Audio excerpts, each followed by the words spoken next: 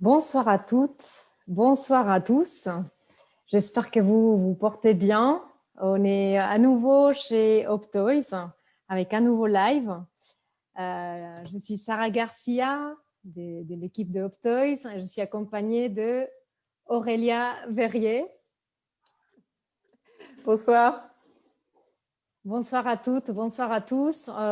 Voilà, donc à nouveau parmi vous pour vous proposer des thématiques que vous intéressent, parce qu'effectivement, vous êtes nombreux ce soir et on est touché par la quantité des messages, des questions qu'on a reçues. Donc, merci beaucoup de votre intérêt. Ce soir, on va discuter ensemble pendant 1 heure autour de la thématique des environnements sensoriels, entre autres aussi l'approche Snow-Zelen, et dans les domaines et dans la petite enfance. Donc, pour cela, on a la chance d'avoir parmi nous Aurélia Verrier, qui est cadre santé, infirmière puéricultrice, qui a plus de 10 ans d'expérience à l'hôpital, qui a été directrice petite enfance dans un réseau de crèches interentreprises, et que depuis 3 ans, elle est à son compte en tant que conseil, formatrice, audit qualité, toujours dans les domaines de la petite enfance. Donc, on a la chance d'avoir cette vision globale de la petite enfance. Merci Aurélia Verrier d'être avec nous ce soir. Avec plaisir. Bonsoir à tous. Vous nous avez mis un petit peu la pression là, au vu du nombre de participants. Donc, on va essayer de rester sur une conversation entre Sarah et moi et créer une petite bulle auquel on vous invite. Voilà, on va essayer de faire notre mieux. Et l'objectif, comme vous avez bien compris, c'est vraiment faire une petite introduction, une mise en bouche de tout ce monde qui est assez complexe, qui est assez dense. Et donc, du coup, en plus, avec des gens avec l'expertise d'Aurélia, c'est la difficulté à dire mais je sais beaucoup de tout ça, comment je l'ai fait uniquement dans 1 heure. Donc voilà, donc on va essayer de faire une petite mise en bouche, vous ouvrir une petite porte des possibles. Et après, voilà, pour aller plus loin, on verra ensemble les possibilités. C'est ça, l'idée est d'apporter certains principes, voilà, de définir un cadre de ce que c'est que la démarche sensorielle, l'usage des espaces sensoriels et notamment de l'approche Snow-Zelen. Voilà. Donc, du coup, j'ai la confirmation de nos équipes qu'on est bien en direct, que vous êtes nombreux à vous connecter. Donc, on vous laisse un peu de temps pour vous installer. Et on va commencer par les débuts. Donc, qu'est-ce que c'est Snoezelen? Qu'est-ce que ça veut dire, ça? Snoezelen, déjà, le terme vient de la Hollande. Donc, c'est une démarche, une approche qui a été développée il y a déjà un certain temps, puisque ça date des années 70. Ça a été développé dans un centre qui s'appelle Hartenberg par 2 thérapeutes qui ont mis en place des environnements avec du matériel sensoriel auprès de personnes qui étaient profondément handicapées. Et ils se sont rendus compte que les personnes qui pouvaient bénéficier de cet environnement pouvaient sortir de leur bulle et interagissaient avec l'environnement et avec les personnes. Et donc, ça leur a donné envie de démarrer quelque chose à partir de ça. Et c'est de là qu'est née la démarche Snoezelen. Sur le terme Snoezelen, donc c'est un mot contracté de 2 mots, qui a une signification Snowfallen, donc sur la première partie, qui est plus expérimenter, fureter, renifler, explorer. Ça commence déjà à définir un petit peu ce que c'est que la démarche Snoezelen dans un aspect plutôt actif de la démarche. Et puis dozelen qui signifierait plutôt somnoler, se détendre, être bien, s'apaiser, et qui correspond plus à une partie passive de la démarche. Donc un terme un peu compliqué à prononcer, mais voilà, Snoezelen. Tout à fait.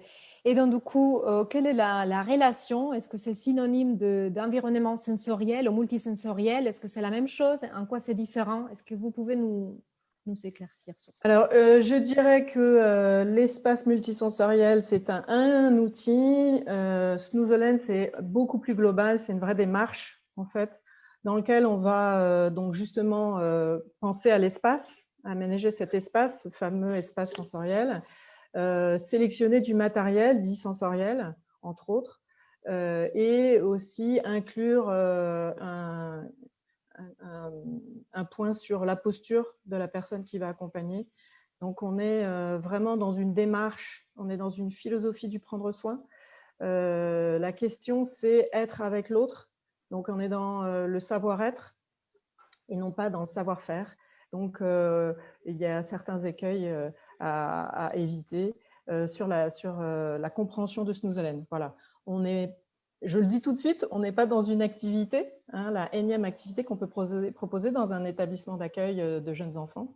On est vraiment sur autre chose. Et d'ailleurs, on va parler de séance Snoezelen. On ne parlera pas d'activité ou d'atelier. C'est une pratique qui va se faire toujours accompagnée, en fait, hein, puisqu'on est sur quelque chose de la relation. Donc, du coup, qu'est-ce qu'on peut dire comme objectif? Est-ce qu'il a un objectif, Snoezelen? Alors, c'est là que ça se complique, ou c'est simple en fait, c'est qu'on n'a pas réellement d'objectif. On a peut-être des intentions, mais on ne peut pas dire qu'à l'issue d'une séance, on aura exploré l'ensemble du tactile, du vestibulaire ou autre. On est vraiment sur un temps privilégié qu'on va partager avec l'enfant dans cet environnement qui est certes multisensoriel dans toutes les propositions qu'il va pouvoir offrir, mais pas dans son usage. Donc, on va essayer de rentrer dans une espèce de petite bulle, dans un cocon, qu'on va aménager, mettre en ambiance selon les envies, les besoins de l'enfant qu'on accompagne ou des enfants qu'on accompagne. Et là, il va se passer des choses. Donc, en fait, on ne prémédite pas une séance, on n'a pas d'objectif. On a juste une intention de se rencontrer, d'être ensemble. Et il se trouve que tout ça réuni avec un environnement particulièrement adapté à l'enfant, on va procurer de la détente et on va se sentir bien et confortable. En fait, il faut imaginer que ces espaces sensoriels pris dans la démarche Snoezelen, c'est vraiment créer une bulle, créer un cocon, être dans une espèce de matrice sensorielle dans laquelle je vais me sentir en sécurité, dans laquelle je vais être bien, et en tant que petit enfant, accompagné avec un adulte qui va être attentif à moi et qui va participer, qui va interagir avec moi. En fait. Donc, du coup, voilà.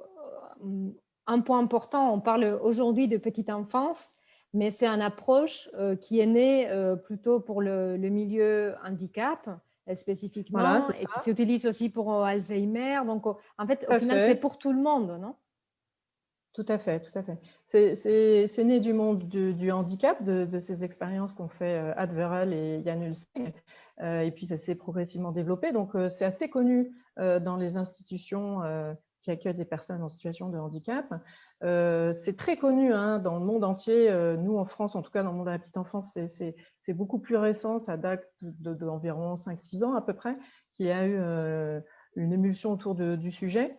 Mais effectivement, ça se développe et c'est utilisable de 0 à 99 ans, et je dirais même avant 0, puisqu'il y a des maternités qui utilisent la démarche Snoezelen dans l'accompagnement à l'accouchement, pendant l'accouchement. Voilà.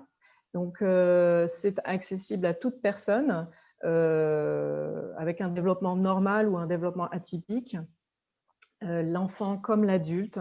Voilà. Et on y trouve des bénéfices auprès de toutes les populations. Alors, on en aura un usage peut-être un petit peu différent. Et là, on va se concentrer aujourd'hui sur plus l'accueil de l'enfant, du plus petit, du tout petit. Merci, parce que c'était une des plusieurs questions récurrentes qu'on a reçues, de dire, voilà, est-ce que c'est pour tout le monde? Est-ce que même pour les prématurés, on avait reçu des questions. Est-ce que je peux l'utiliser en maternelle? Est-ce que je peux l'utiliser avec à l'EHPAD? Donc voilà, on a vu que c'était une des questions. Bien sûr, c'est vraiment une démarche qui est exploitable. À partir du moment où on est dans une relation à quelqu'un, dans un accompagnement, que ce soit thérapeutique ou éducatif, et bien sûr, Snoezelen a tout son sens. En fait. Et c'est justement une pratique du sens. En fait. C'est donner du sens à ce que je fais dans mon travail et à la relation que j'établis avec la personne que j'accompagne. Donc, c'est ça qui est génial. Et donc, du coup, ce soir, on va faire un peu le focus sur la petite enfance. Donc, du coup, on parle de quoi quand on dit petite enfance? C'est 0 à 3 ans, on est dans, oui, dans on quel... va dire que ce sont les enfants qui sont d'âge préscolaire, mais c'est vrai que la démarche, elle se développe aussi de plus en plus dans les écoles. Mais voilà, la petite enfance, effectivement, ce sont les premières années Et on va parler de ça sur la question du développement spécifique de l'enfant. Et nous, en tant qu'adultes, on est un peu pris dans notre monde, le monde du mental, le monde de la projection dans le temps. On s'est un peu anesthésié au niveau sensoriel, tandis que l'enfant, lui, il est totalement dans un monde sensoriel. Il est dans ici et maintenant. Il est aussi dans ses émotions très fortes. Et voilà. Et cet espace qu'on va mettre à disposition dans cette démarche Nous Hélène, elle va permettre de créer un petit sas, en fait, comme un petit sas de décompression sensorielle. Voilà. Et on va s'en servir comme ça, en fait. Ce qui va nous permettre de nous rencontrer à travers l'expérience que fait l'enfant, l'environnement, de tout ce qu'on va mettre à sa disposition, et puis aussi de bénéficier de cet environnement sécurisant, confortable, dans lequel je me sens bien, dans lequel j'ai envie de me déposer, où je suis calme et je me sens bien, et où on va bien s'amuser aussi. Il y a de la joie, il y a du plaisir. Super. Et donc, du coup, effectivement, c'est l'importance de l'environnement qui soit riche, qui soit sécure, qui soit contenant et adapté pour tout type d'enfants, hein, avec des besoins spécifiques ou pas. Oui, Et cette importance d'être en lien aussi, non? C'est un peu ça l'esprit. oui, si on veut parler de la question du développement de l'enfant, bon, dans les structures d'accueil, un des points importants, c'est que les enfants sont accueillis quand même pratiquement toute la semaine. Ils sont séparés de leurs parents, donc on appelle figure d'attachement primaire. Voilà, et les professionnels qui vont accueillir les enfants dans les structures vont être des référentes secondaires, on va dire. Et dans le cadre de son développement, l'enfant, pour pouvoir vivre ses expériences, il a besoin d'être relié, connecté. Et donc, il y a vraiment une nécessité à penser, dans le temps de l'accueil, à ces temps où il aura une relation privilégiée avec l'adulte. Donc, généralement, sous accueil collectif, hein, même une micro-crèche de 10 places, c'est un accueil collectif. Et donc, il est important qu'au fur et à mesure de la journée ou dans les différents temps de la journée, les professionnels pensent à proposer des temps plus privilégiés de relation. On peut même parler de nourriture affective, c'est-à-dire que les enfants, ils ont besoin de ça pour pouvoir explorer, pour pouvoir explorer leur énergie naturelle à la découverte, à l'expérimentation. Voilà. Si un enfant est bien connecté, bien relié à l'adulte, il va pouvoir vivre ses expériences de façon beaucoup plus sereine. Et il a besoin d'être sécurisé par cette relation. Bon, ça va être donc, ça le bénéfice de cette approche Nous Hélène. Alors, entre autres, oui, c'est vraiment un lieu privilégié de la rencontre. C'est un moment où je vais accompagner un enfant dans cet environnement, ce petit cocon où je suis bien, où on a créé une ambiance très agréable, où on se sent en sécurité, où il n'y a pas de stress, il n'y a pas de tension. Et grâce à ça, l'enfant va vivre des expériences avec du matériel sensoriel, effectivement, soutenu dans la relation par l'adulte qui est présent. Et à ça, avec ça, on va étonnamment y trouver du bénéfice, se sentir mieux. Alors autant l'adulte que l'enfant d'ailleurs, puisque c'est bénéfique pour tous. Et du coup, c'est vraiment la notion, c'est ça, de sas de décompression. Il faut quand même réaliser que les enfants, ils sont accueillis en collectif, donc les adultes ne sont pas en permanence à leur disposition. Ils sont sollicités aussi énormément au niveau sensoriel dans les espaces d'accueil. Il y a beaucoup de bruit, même si on essaye de faire attention, beaucoup de lumière, beaucoup de mouvements de personnes, voilà, de la chaleur, des sons. Et les petits, dans leur développement au niveau sensoriel, eh bien, les choses ne sont pas encore tout à fait en place. Mais on va y revenir sur le développement. Très bien. Et aussi, là, j'aimerais aborder une différence au niveau des concepts parce que c'était assez aussi demandé. Donc, les particularités sensorielles et aussi la différence entre un concept que c'est l'intégration sensorielle et la simulation sensorielle et les Nous Hélène.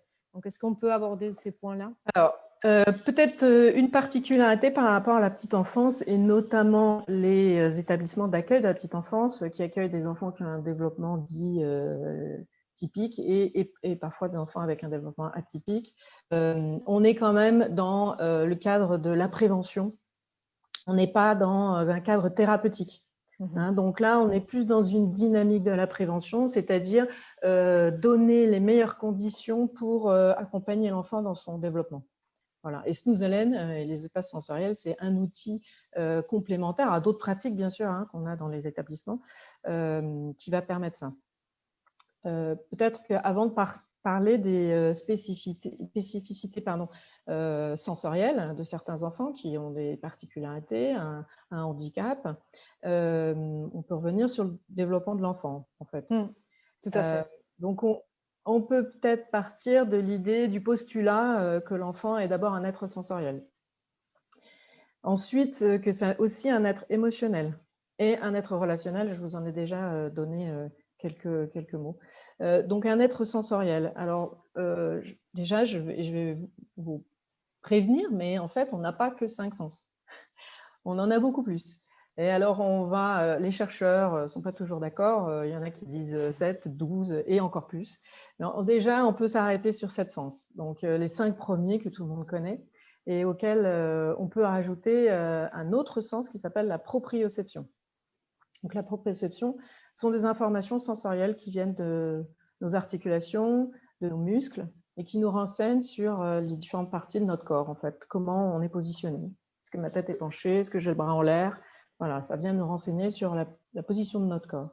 Et puis, qui va être très utile pour l'enfant dans le mouvement, dans le déplacement par la suite. Et puis, on a un autre sens qui s'appelle le système vestibulaire, qui est l'association de la vue, de l'oreille interne et de cette fameuse proprioception. Donc ça, c'est un sens, on va dire, le sens de l'équilibre du mouvement qui va donc être essentiel d'explorer aussi. Parce que l'enfant, dans sa première année, il va apprendre à se mobiliser, à se retourner, à s'asseoir, à se lever et donc à se mettre debout, en fait. Voilà. Ce qui est important, donc, c'est de retenir qu'il y en a 7 sens. Et puis que le tout petit, ses premiers outils, c'est ses sens. Donc, ce sont les informations sensorielles à travers ses sens et aussi à travers les informations de son corps, la position de son corps, les mouvements.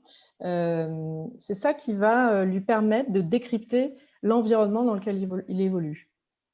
C'est ce qui va lui permettre progressivement de faire des catégories dans sa tête et de pouvoir distinguer son environnement et d'y donner une réponse la plus adaptée possible.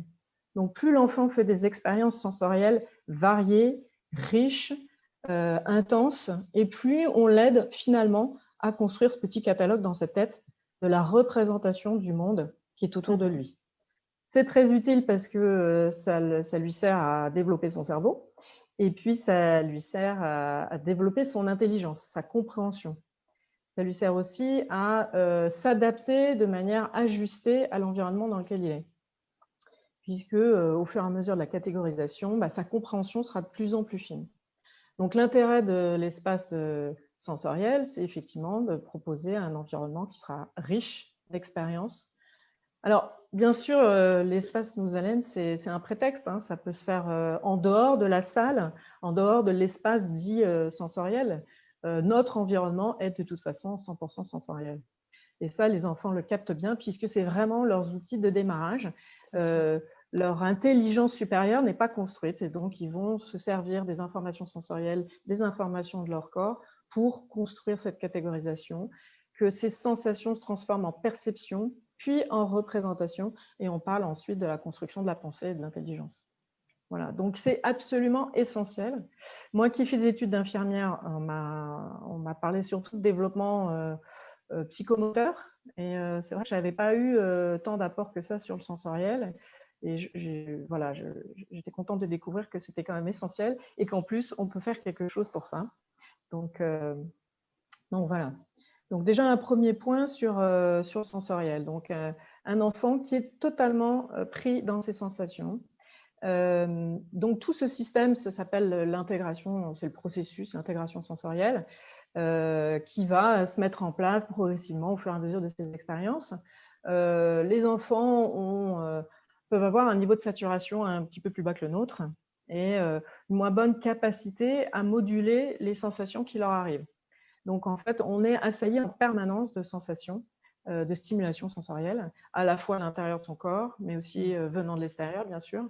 Et nous, en tant qu'adultes, on est capable de moduler.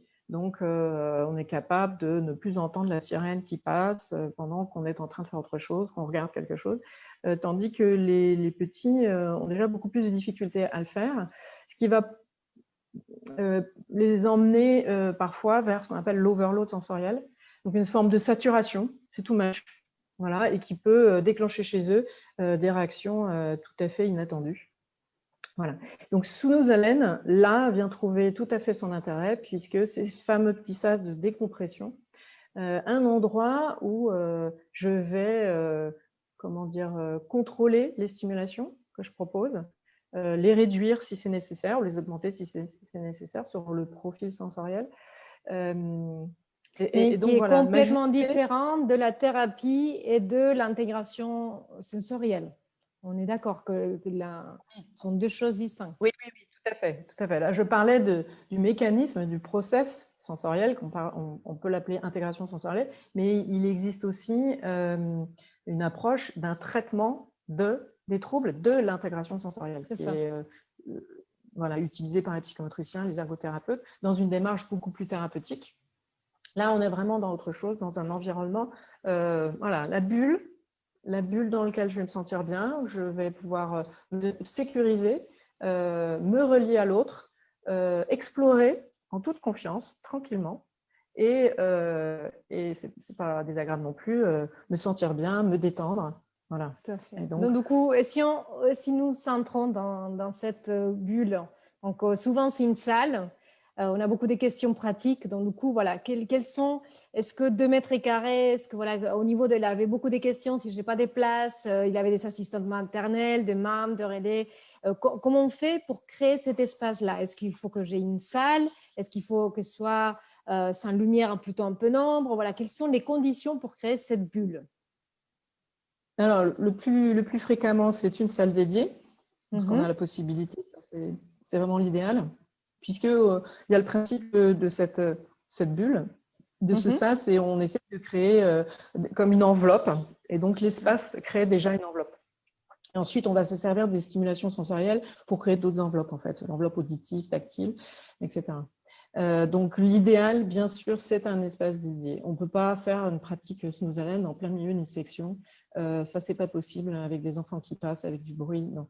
Donc, on peut par contre utiliser une pièce qui n'est pas dédiée spécifiquement à Smooth Halen et installer un aménagement sensoriel et mettre en œuvre les séances. Ensuite, il existe donc des kits ou des chariots.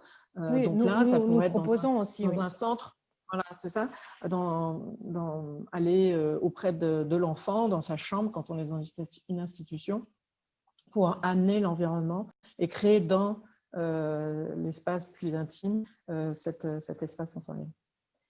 Voilà. Donc, les deux sont possibles. J'ai ouvert des salles de 2 mètres carrés dans des anciens placards. Ils étaient magnifiques, les enfants adoraient. Ils appelaient ça leur petite chambre magique. Donc, oui, tout est possible. Et ensuite, comme on veut quand même décliner ça d'une manière confortable, on ne va pas faire ça dans une salle de 35 mètres carrés avec des petits, en fait. Donc, voilà, idéalement, c'est une salle de 10 mètres carrés. Et on va sélectionner du matériel, notamment pour créer l'ambiance. Alors, nous, les adultes, on a une petite tendance à vouloir installer des lumières, faire des effets de lumière, quitte à carrément devenir une boîte de nuit. Alors, ce n'est pas ça du tout, Smooth Halen, hein. Voilà, il faut se méfier du titre salle multisensorielle. Il faut vraiment préciser que c'est multisensoriel dans toutes les possibilités qu'elle offre dans la pratique, mais pas du tout dans son usage. Donc, on va être très discriminant. On va on va choisir les stimulations en fonction de la demande de l'enfant quand il peut, de ses préférences sensorielles quand on les a identifiées. Voilà.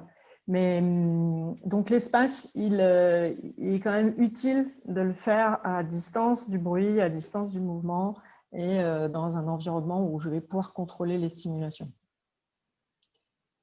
Et ensuite, je vais choisir du matériel. Donc, il y a beaucoup de matériel à disposition. On va essayer d'avoir du matériel pour chaque sensorialité que l'enfant va pouvoir explorer. Donc, on a tout ce qui va être de l'ordre du visuel, même si on va essayer de ne pas trop s'en servir non plus. Donc, ça va être les colonnes à bulles, les fibres optiques, les projecteurs, qui permettent de créer une ambiance douce au niveau de la vision. On aura du matériel tactile. En général, ça, les gens sont assez inspirés. Donc, on peut à la fois faire des choses et puis procurer du matériel. Donc, ça va être d'avoir un matériel très, très varié dans les textures, dans les matières, dans le chaud, le froid, le rugueux. Voilà. L'idée d'une séance Snooze Allen, ce n'est pas d'explorer un maximum de choses. En fait, c'est de laisser l'enfant faire, évoluer dans l'environnement. Donc, on va mettre à disposition le matériel et c'est lui qui s'emparera de ce matériel quand il le peut, évidemment, quand il est en âge de le faire. Alors, donc, du matériel auditif, du matériel kinesthésique, donc pour le mouvement.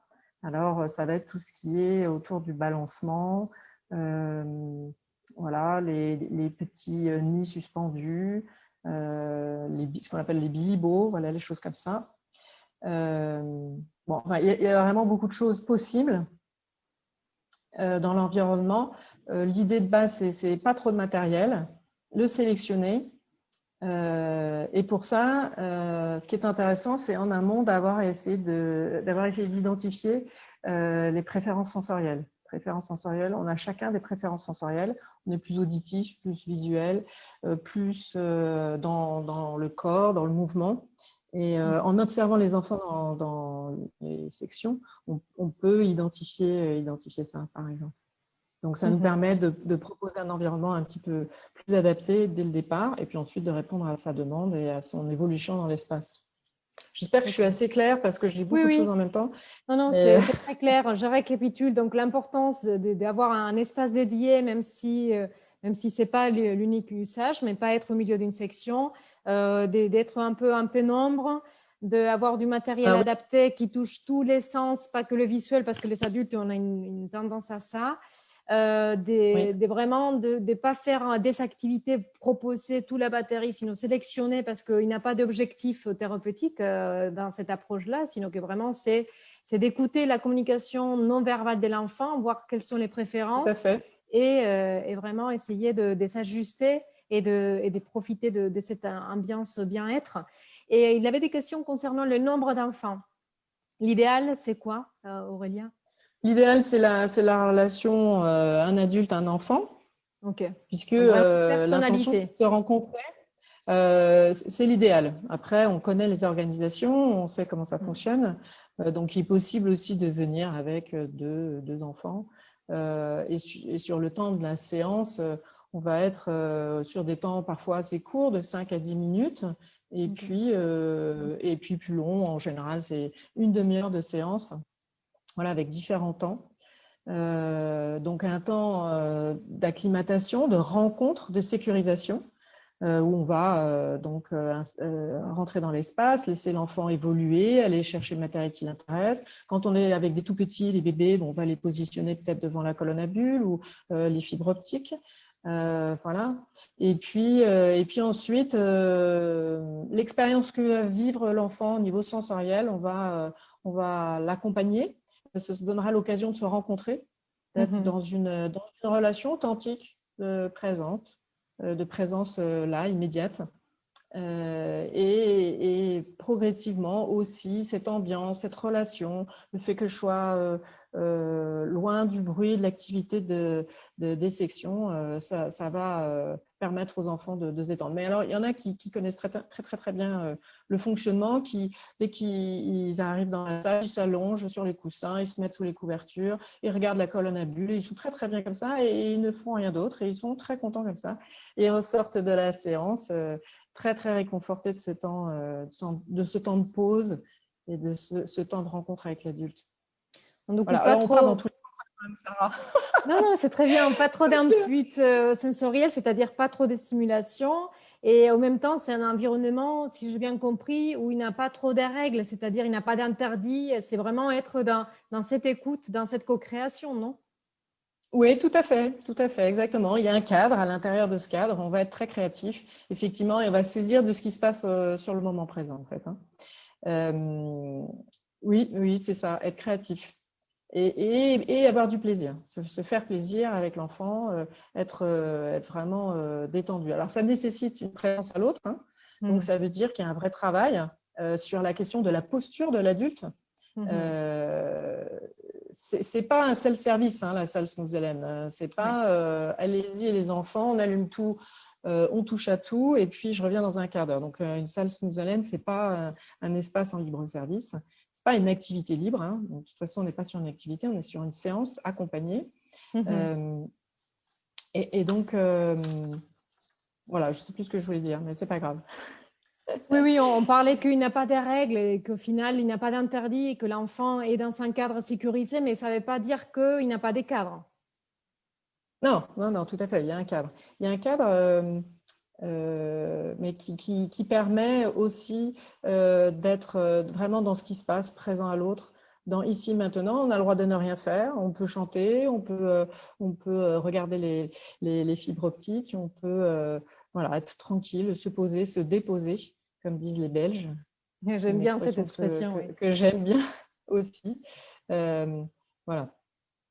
Et donc, du coup, comment savoir les préférences sensorielles d'un enfant? Parce qu'avant 2 ans, il ne va pas parler. Non, alors c'est un vrai travail de l'observation. Oui, un vrai travail de l'observation, des comportements de l'enfant. Alors c'est vrai qu'avant 3 ans, les enfants sont quand même dans une communication non verbale, donc à travers leur posture, leur mimique, leur cri éventuel, on va pouvoir décrypter un certain nombre d'informations. Ça, c'est quelque chose qui est assez peu maîtrisé quand même par les personnes qui accueillent et qui doivent vraiment faire très, très attention à ça, puisqu'il y a un vrai dialogue en fait, hein. Il y a une vraie communication grâce à l'expression non verbale. Et dans l'espace Snooze Hélène, durant la séance, on va être à l'écoute de ça en fait. Donc, durant la séance, on n'est pas trop dans la parole, hein. En général, c'est assez posé, assez calme, mais on est vraiment plus dans une relation corporelle, de la sensation, des émotions. Voilà, on va partager ça ensemble, en fait. Et effectivement, dans les premières années, toutes premières années de la vie, l'enfant communique à travers son corps, communique à travers cette communication non verbale. Et nous avons vraiment l'obligation d'être vigilants par rapport à ça, d'essayer de décrypter les informations que l'enfant nous envoie. À partir de 15 mois, ils sont très, très forts, en fait. Ils n'ont pas besoin de se parler. Ils se comprennent très, très bien à travers leur langage non verbal. Ils arrivent à décrypter des comportements. Donc, on repère chez les enfants des comportements dits positifs, de donation, de rentrée, de prise de contact. Et puis, on a aussi des comportements plus négatifs dans la menace, l'agressivité, voilà, que l'on peut décrire et décrypter à travers la communication non verbale. Donc, l'observation, c'est la base vraiment du travail parce que on ne va pas faire la place de l'enfant, en fait, hein. C'est vraiment l'enfant qui va être libre d'agir à l'intérieur de l'espace, qui va œuvrer ou pas. Et voilà.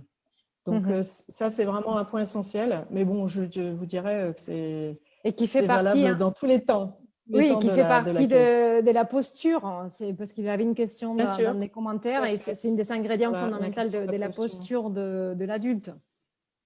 Oui, tout à fait. Effectivement. Et c'est là où on doit aller se connecter, nous, en tant qu'adultes, un peu lâcher le mental, hein, être plus dans nos émotions, dans notre cœur, et aussi dans nos sensations à nous.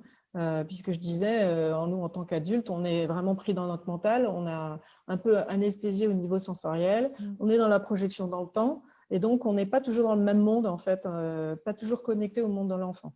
Voilà, donc cet espace-là, il permet aussi de se remettre au diapason de l'enfant, à son rythme, à ce qu'il éprouve, voilà, et d'y être très, très attentif. Je vois beaucoup de commentaires de psychomotriciens. Merci d'être si nombreux ce soir. Donc, effectivement, les psychomoteurs ne s'opposent pas au sensoriel. Ce qui voulait dire, Aurélia, je pense que c'était, parfois, on a des lunettes dans certaines formations que psychomoteurs. Et Ah, justement, oui, Aurélia voulait faire un pont entre les deux mondes, je pense, non? Il n'y a pas d'opposition, bien sûr. Le développement, il est psychomoteur, évident, sensorimoteur, et aussi grâce à ces sens qui donnent de l'information, hein, à l'enfant. Et puis là, on parle en particulier de ça, donc c'est un focus là-dessus. Je n'oublie pas le reste du développement de l'enfant, évidemment. Bien Là, sûr. c'est un focus particulièrement sur Exactement. ce sujet. Donc, du coup, on a vu bien les trois piliers de cette approche Snooze-Hélène. Donc, on a vu l'environnement, cette bulle, cet espace un peu cocooning avec lequel on va s'émerger, on va rentrer. Le matériel, donc on a une petite aperçu sur certains. Aurélien nous a donné quelques pistes pour toucher tous les sens. Sur notre site optoys.fr, vous savez, une sélection des produits, si vous voulez être guidé sur ça, certains outils.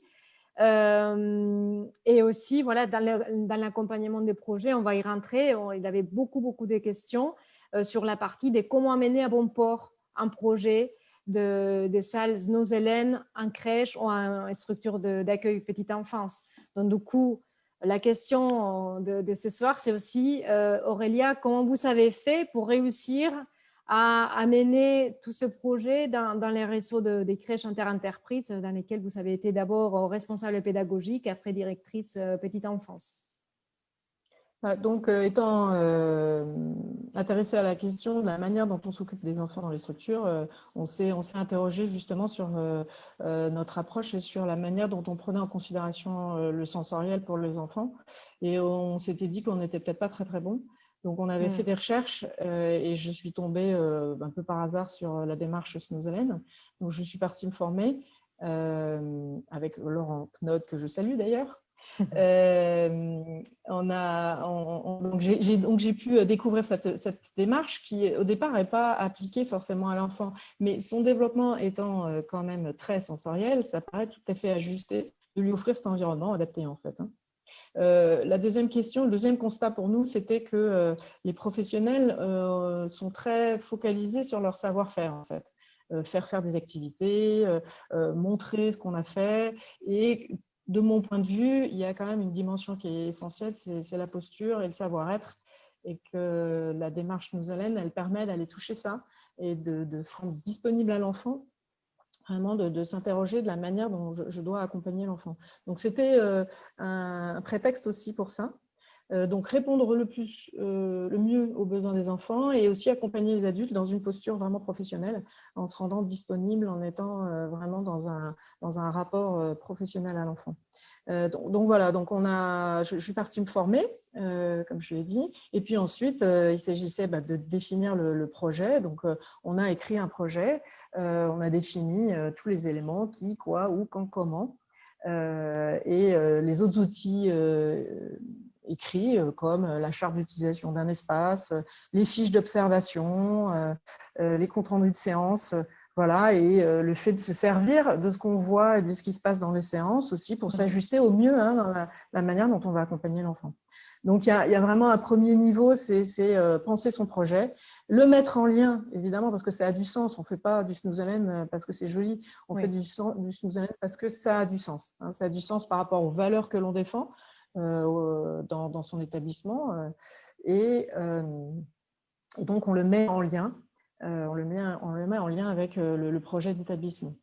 Ensuite, il y a l'étude de faisabilité, c'est quels sont mes moyens, quelles sont les ressources que j'ai à disposition, à la fois au niveau de l'espace, est-ce qu'effectivement j'ai un espace dédié ou pas, est-ce que je vais devoir être sur quelque chose plus d'aménagé de façon transitoire, est-ce que j'ai des personnes qui sont intéressées par cette démarche et qui pourraient être responsables du projet, quel est le budget dont je vais avoir besoin, où est-ce que je peux aller chercher des financements. Donc, il y a la CAF qui propose des aides, notamment sur des projets d'accompagnement à la parentalité, sur des projets autour de l'inclusion ou de l'innovation. Voilà. Ensuite, l'étape suivante, ça va être la planification, commander le matériel, suivre les travaux pour l'installation de la salle. L'étape suivante, ça va être former l'équipe, parce que là, on vous dit beaucoup de choses, ça va très vite. Voilà, évidemment, le temps de la formation, ça va permettre d'aller développer ses connaissances sur le développement de l'enfant, approfondir des connaissances. Expérimenter par soi la démarche, qu'est-ce que ça veut dire, intégrer progressivement ce qu'on entend par posture professionnelle et puis pouvoir la restituer et la mettre en œuvre au sein de sa structure.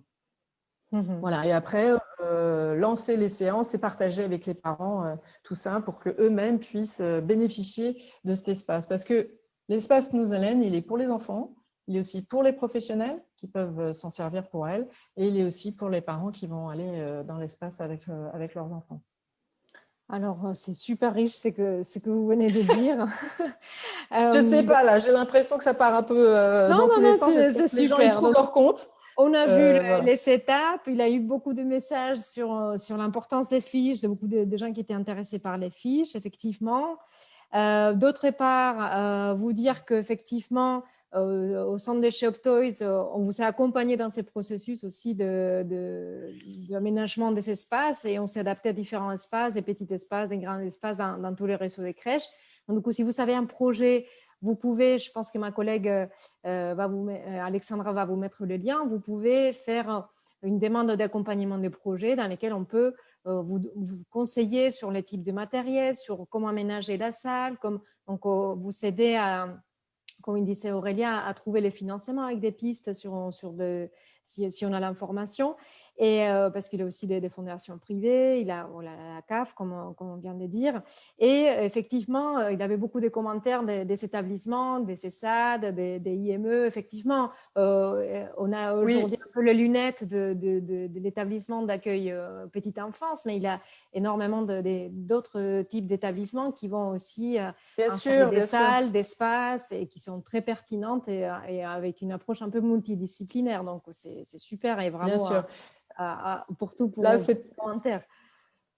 C'est juste un focus effectivement là sur le petit enfant et là j'ai même pas dit un quart de ce que je voulais vous dire. Ça donnera peut-être l'occasion à d'autres temps pour parler de la démarche Nous Hélène dans d'autres environnements. Là, c'est très, très rapide. Moi, je suis frustrée parce que je ne vais pas pouvoir vous en dire plus. Mais oui, voilà, on pourra en parler pendant des heures. Et la même chose par rapport aux familles, on est aussi frustrés parce qu'effectivement, comme vous avez dit, il joue un rôle fondamental parce qu'effectivement, ça va aider dans ce lien avec les familles. Et donc, du coup, on avait aussi reçu des questions des particulières de dire est-ce que je peux créer un petit coin chez moi? Est-ce qu'il a du sens? Quand je l'ai fait? Beaucoup de commentaires aussi par rapport au budget, autant des pros que des particuliers, de dire c'est trop cher, comment on fait pour l'ajuster? Donc, je ne sais pas si vous pouvez toucher un mot par rapport à ça. Oui, alors il faut quand même qu'on précise, Sarah, qu'initialement, on pensait que ce live serait à destination des parents d'enfants avec des Notre idée, c'était ça, c'est de faire un générique et on a eu énormément de professionnels inscrits, effectivement. C'est ça. Donc oui, bien sûr, du coup, je n'ai même pas parlé des particularités sensorielles des enfants porteurs de handicap. Ce qu'on sait, c'est qu'à peu près 80% des personnes porteuses de handicap ont des particularités sensorielles. Donc, très, très vite, il y a des sujets, donc, des troubles de la perception sensorielle et des manifestations, par exemple, d'hypersensibilité sensorielle ou d'hyposensibilité. Donc, ça veut dire que le curseur n'est pas tout à fait ajusté comme tout le monde. Donc, en hypersensibilité, je vais très rapidement être dépassé par les sensations qui m'arrivent. Et en hyposensibilité, il va falloir me stimuler beaucoup pour pouvoir sentir quelque chose, ressentir quelque chose. Et donc, forcément, ça vient impacter l'interprétation, les perceptions que j'ai sensorielles et la compréhension de l'environnement que j'ai autour de moi. Il est décrit que ces particularités sensorielles ont un lien avec les troubles du comportement. Donc, effectivement, à partir du moment où on s'interroge sur l'environnement sensoriel et l'adaptation de l'environnement sensoriel aux particularités sensorielles, eh bien, on va pouvoir avoir un effet bénéfique sur le comportement de la personne. Voilà, très, très rapidement, pour ça, il existe des tests d'évaluation sensorielle qui sont intéressants, justement, pour pouvoir définir un profil sensoriel dans ce cadre-là. Mhm. Et des petites pistes pour les parents à la maison, qu'on fait un petit Alors, point, pour est-ce les qu'il a du parents, sens ou pas? bien sûr que ça a du sens. Ben, on est dans la même situation que dans une structure, hein. L'environnement, il est stimulant. Si effectivement on a un enfant qui est très sensible aux stimulations sensorielles, on va pouvoir, dans sa chambre, lui créer un petit environnement justement un peu à l'abri, où on va pouvoir réduire les stimulations Mhm. et lui proposer un environnement qui soit sécure et moins stressant, qui lui apporte moins de tension. Voilà, donc on va jouer sur le confort, sur des petits objets effectivement lumineux, des objets tactiles, et en lien avec les préférences sensorielles qu'on pourrait avoir identifiées, l'ajuster le mieux possible. Mais oui, bien sûr, ce sont des environnements qui sont apaisants et qui seront toujours bénéfiques pour les enfants. Mhm. Un petit commentaire, ou deux petits commentaires, une petite parenthèse. Désolée pour la quantité des messages piratés, des publicités qui rentrent. Je pense qu'il doit y avoir un algorithme. Ils ont vu qu'on était nombreux ce soir, ils sont profités. Donc, désolé, on essaye de les supprimer. Mais ma collègue Alexandra, elle est un peu débordée par rapport à la quantité de messages qu'on reçoit pirates. Et deuxième commentaire, il avait des questions. Oui, il y aura un replay, c'est-à-dire que le live sera disponible toujours sur notre page Facebook. Et pour les gens qui ont besoin de sous-titres pour la transcription, il sera également la vidéo sur notre chaîne YouTube. Et donc, du coup, vous pouvez activer les sous-titres. Donc, voilà pour les petites parenthèses. Beaucoup de questions, Aurélien, autour de fiches. Ça va trop vite. Les fiches d'observation. Oui, est-ce que vous pouvez en dire un peu plus? Alors, c'est toujours en lien avec les observations. Donc, dans une fiche d'observation, on va avoir des questions qu'on se pose. Qu'est-ce qu'on repère chez l'enfant au niveau auditif? Est-ce qu'on remarque des réactions particulières lorsqu'il y a de la musique, lorsqu'il entend un son? Est-ce qu'il a des attitudes particulières qui nous font comprendre que soit ça lui plaît, soit ça a l'air d'être plutôt déplaisant? Et donc, on fait ça. En fait, la fiche, en général, elle a des questions. On se pose des questions sur chaque sens, en Mhm. fait. Et on observe l'enfant en train d'évoluer et on essaie de repérer du coup des particularités, hein, ou en tout cas des préférences sensorielles. Il faut faire la différence entre particularités sensorielles, Ok. dont j'ai parlé en lien avec le handicap, et les préférences sensorielles que nous avons tous en fait, hein. Mhm. Mais voilà, il y a des tas de supports effectivement qui existent. Tous les sujets, tous ces sujets-là sont des sujets qu'on aborde évidemment dans la formation. C'est un sujet qui est très très riche, qui est bien au-delà du matériel. Ça, c'est vraiment un point important. Ce serait très dommage de réduire, en tout cas, l'approche sensorielle, qu'elle soit smooth ou pas, juste à du matériel, parce que c'est Bien vraiment sûr. pas ça. Ce serait vraiment rater quelque chose, hein. C'est adapter l'environnement aux besoins de l'enfant, à ses particularités, à ses préférences sensorielles.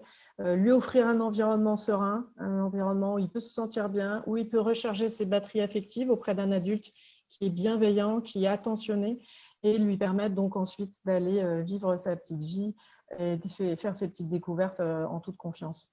Mhm. Merci pour la précision.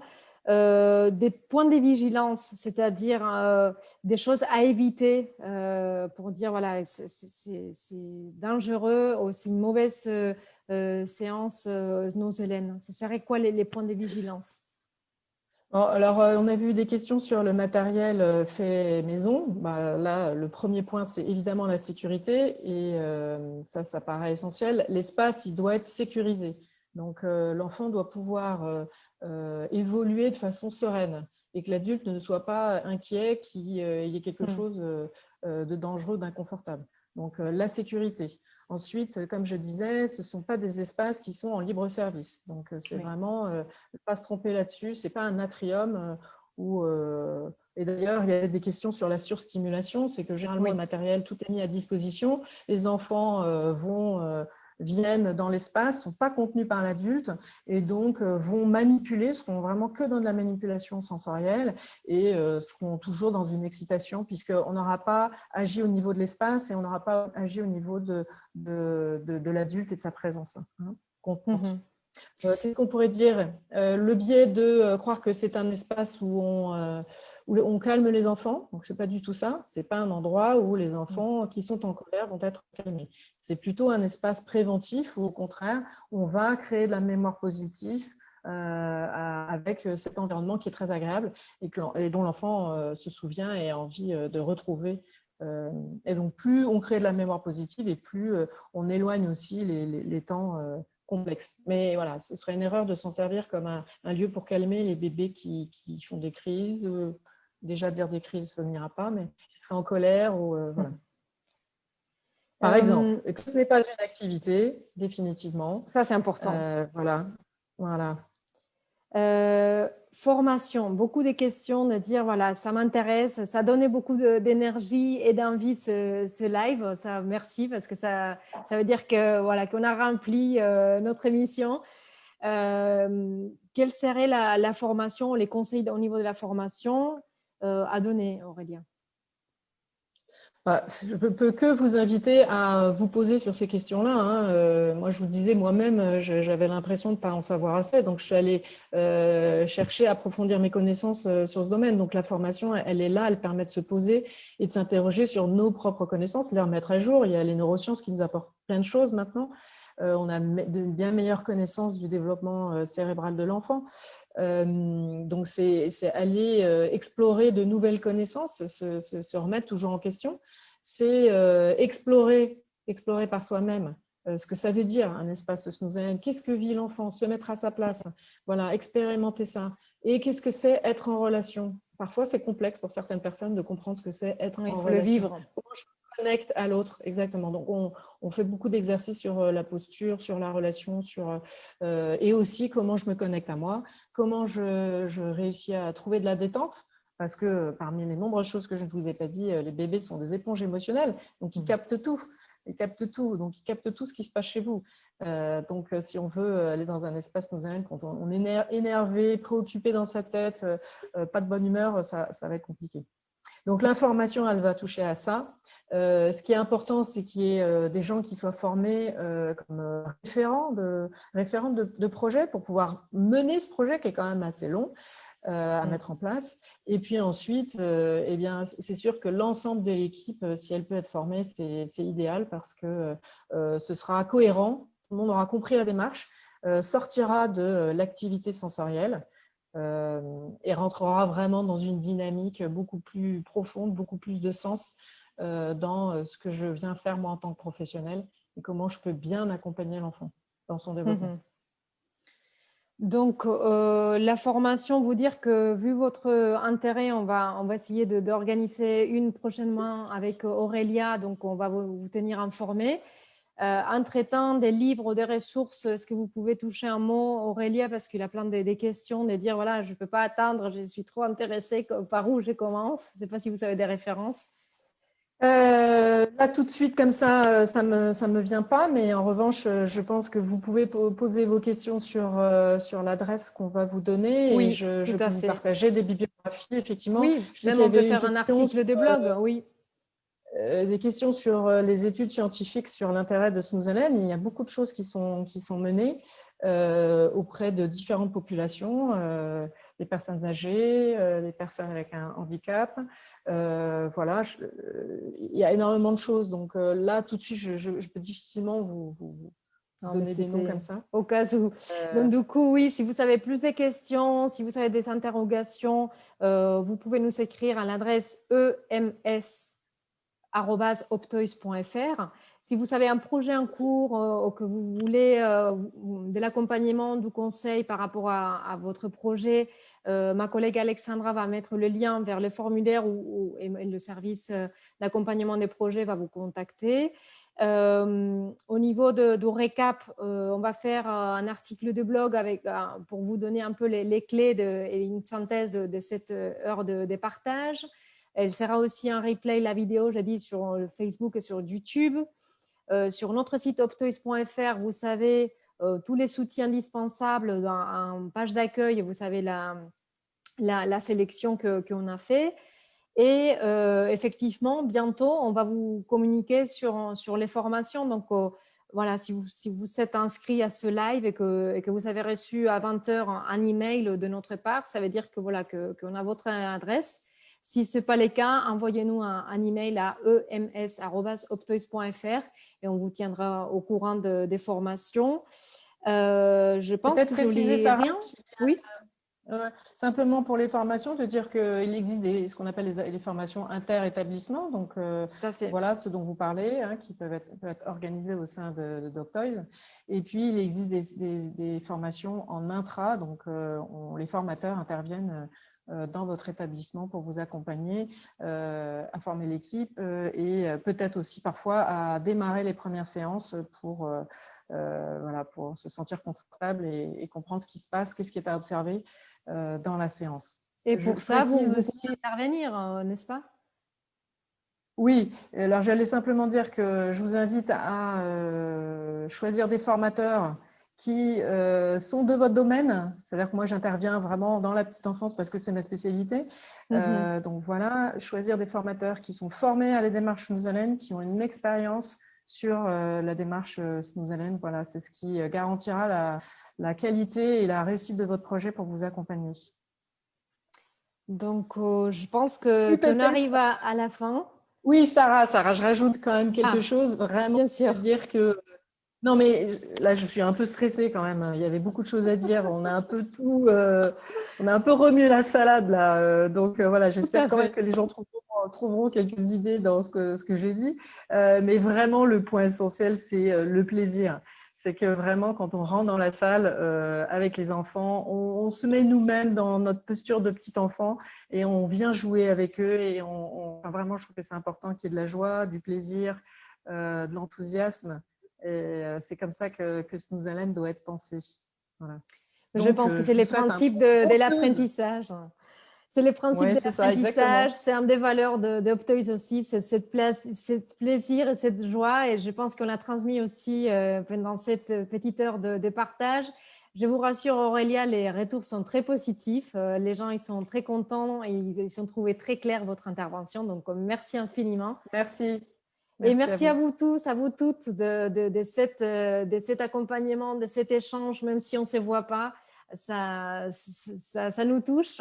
Et donc, du coup, ça prend tout son sens d'être à 22 heures ici devant un ordinateur pour partager ce moment avec vous, de vous apporter des questions, de cette richesse, cette motivation à continuer à voilà, être moteur et proposition pour que les enfants puissent continuer à apprendre et à Mais s'adapter, oui, à s'ajuster à grandir tout. sereinement.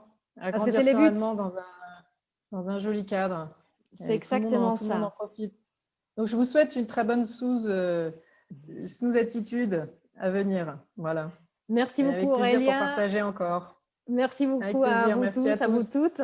Bonne soirée et à la semaine prochaine pour un nouveau live. Ça sera une conférence online autour de la médiation par les jeux sur une recherche-action jeux et TDAH. Bonne soirée à tous, à toutes et à bientôt. Au revoir. Bonsoir. Merci.